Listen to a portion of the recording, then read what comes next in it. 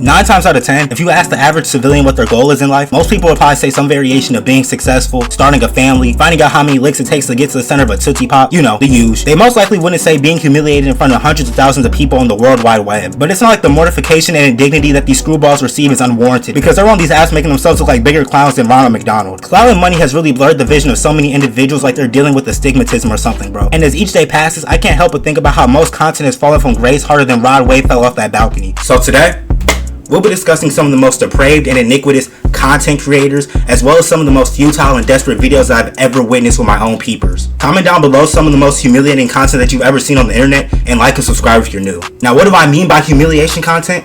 Pretty much content that makes people look like complete imbeciles and usually results in their name getting more dirt thrown on it than a used coffin. First, we gotta talk about food related content. Now, I've already discussed mukbang and ASMR lore in previous videos, but I really want to go in depth and put the microscope on these gargantuan gluttons. If you're overeating to the point where you're packing on more pounds than a bear going into hibernation, then you got a problem. These motherfuckers are out here breaking a sweat and hyperventilating just from eating. If that's not the biggest red flag, then I don't know what is. If you want to pull out a camera and record yourself eating the entire Denny's menu, then so be it. But when it gets to the point where you're actively killing yourself in front of thousands of viewers, then it's time to do some reevaluation, bro. It's just gluttony at this point. And then they got the audacity to be talking about, I can't believe I had to spend $90 on McDonald's. My nigga, you're worried about the wrong greens. Go ahead and throw you some vegetables on that plate. I'm pretty sure we're already informed about the bipedal water balloon that is Nikocado Avocado. Him going from Buddy Love to Sherman Klump was truly one of the most distressing and repulsive character arcs I've ever seen. But in doing my due diligence for this video, I stumbled across this individual who calls herself Hungry Fat Chick, who apparently is a former fetish model, which tells me everything I need to know. And she's pretty much on the same type of time as Mr. Avocado, in which she consumes an agglomeration of heart-stopping cuisine on camera and calls it a day. But if you make your way down south to her comment section, it's pretty much full of people telling her that she's slowly but surely decreasing her life expectancy, or just sending hate in general. But yet she continues to upload these inordinate mukbang videos. And it's really sad to see how people continue to put their health and lives at risk just for a couple extra zeros on their paycheck. But then there's also some people who seem to support this preposterous behavior, talking about, why do you guys care? It's her life. My nigga, it's not gonna be her life for long. The Grim Reaper's coming to collect debt. But in all seriousness, I don't condone bullying people because of their weight. When you clearly don't have any regard for yourself or your well-being, then that becomes paradoxical. It's literally like watching someone exploit themselves. But the food humiliation doesn't stop at YouTube, because if you follow me over to the gloomy and calamitous pits of TikTok hell, you'll find two specimens that go by the names Yudi Gang and Big Groove. They're pretty much if Scooby-Doo and Shaggy had a fucking TikTok page, because not only do these motherfuckers consume a shit ton of food, the manner in which they do it triggers my fight or flight response, bro. Like, you can't look at this shit on your screen and tell me that it doesn't set us back about 500 years, bro. Not to mention, I would get secondhand embarrassment every time I would see these niggas on my feed. And then this big buff back ass nigga be trying to hit the cha-cha and all type of shit after eating the food. This nigga built like Machoke but want to be dancing like Chris Brown or something. You too damn swole to be trying to move like this. This is dead ass some Terry Crews shit, bro. And his partner in crime does nothing but add insult to injury. If I was the waiter at one of these restaurants, I would Jazzy Jeff this nigga so quick, bro. It's really just a more modern version of what King Batch used to do. Now we gotta talk about these dating shows that are trending all over YouTube.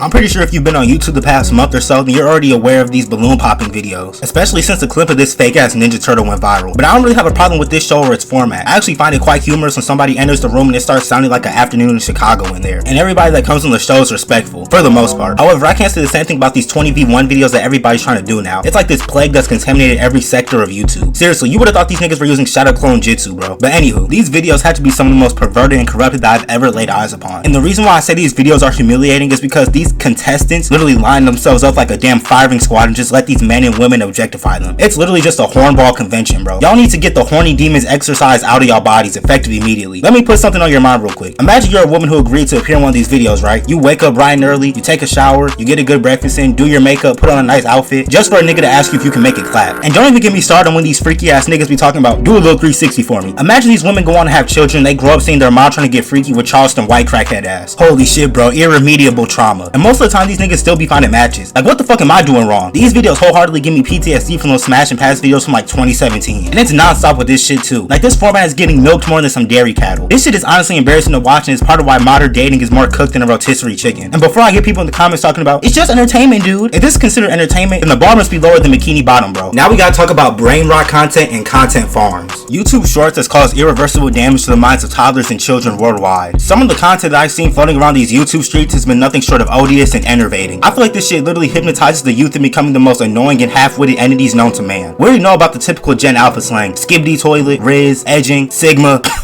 I feel feel like I gotta brush my teeth after saying that shit. But anyway, I remember back when memes and slang used to actually have substance. And don't get me wrong, I 100% agree with the fact that there was Brainrot on the internet back in the day. Those MLG videos and YouTube poop compilations were crazy, but I feel like those were a lot more rare when compared to today's cesspool of fuckery. And thanks to the help of YouTube Shorts and TikTok, people's attention spans are shorter than the clips that they're watching. Every time I would see one of these videos, it felt like I was surfing through the dark web, bro. It felt illegal. I genuinely feel like my IQ drops by at least 50% after seeing one of these videos. But one of the YouTube channels I want to specifically talk about that I feel is one of the masterminds behind this smooth brain generation is LankyBox. These motherfuckers are like a damn brain rot factory. Just look at their thumbnails. You can't tell me that this shit wouldn't kill a peasant from the dark ages. I need a pair of sunglasses just to look at it. And then their videos contain more sound effects and edits than actual words. No bullshit, after seeing a snippet of one of their videos, I had to go meditate like I was Rafiki or something. It has to be some of the most overstimulating material that I've ever come in contact with. And if these are the effects that it's having on me, I can only imagine what it's doing to the young impressionable fetuses of the world. I promise you, if the government started forcing inmates to have to sit and watch LankyBox content non-stop, the crime rate would fall quicker than Humpty Dumpty. I just want you to watch this clip and even attempt to tell me that you don't feel your brain melting like a snowman in Texas. Adam, get down! Why are we hiding, Justin? Shh!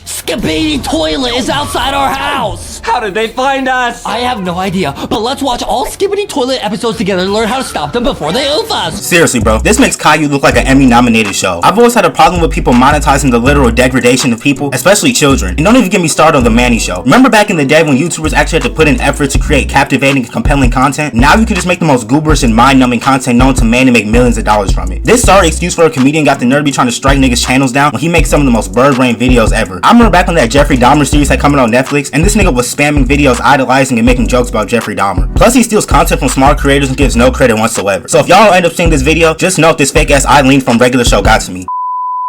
Editor Gabe here. Apparently he apologized for all the disarray and commotion he caused, but that still doesn't change the fact that you still make Brainrot content. Anyway, back to the video. And some channels even go as far as to pretty much make softcore prawn for children. I'm not even gonna go open that can of worms because that's a whole different video for an entirely different day. But I'll just throw a thumbnail on the screen and let your imagination finish the rest. It's pretty much Elsa Gate with some minor changes. Someone really needs to start cracking down the wheels behind these videos because it's really getting out of hand. Whenever I curse in a video, YouTube is ready to come off the top rope like Randy Savage and clobber my ass with all type of age restrictions and whatnot. But these niggas can upload cartoon OnlyFans content and YouTube HQ turns the other sheet. But some content farmers are straight up cornballs. I'm pretty sure you're all familiar with Bentelect, and outside of him threatening to sue an OnlyFans girl because she wouldn't let his prehistoric ass hit, he's known for making the most low effort and inauthentic shorts on the platform. When a woman asks you a question and sits like this, just tell the truth because she's already got the facts. Facts. Someone needs to make an app where you can hum and it identifies the song because I'm double fact. Hey, that was nice. I had a good time. Me too. Can we see each other again?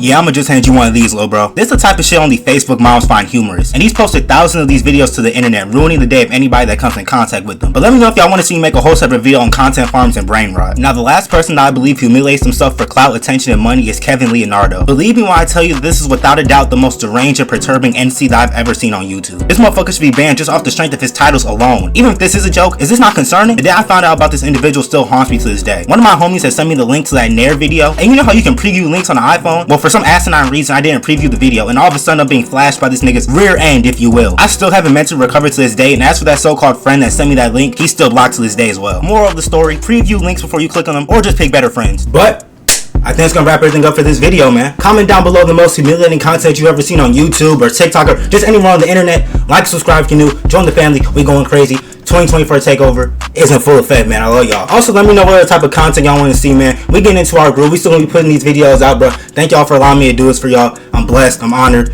to, you know, to be able to entertain y'all. Thank y'all if you made it to the end of the video. But with all that being said, I hope this video finds you in good spirits.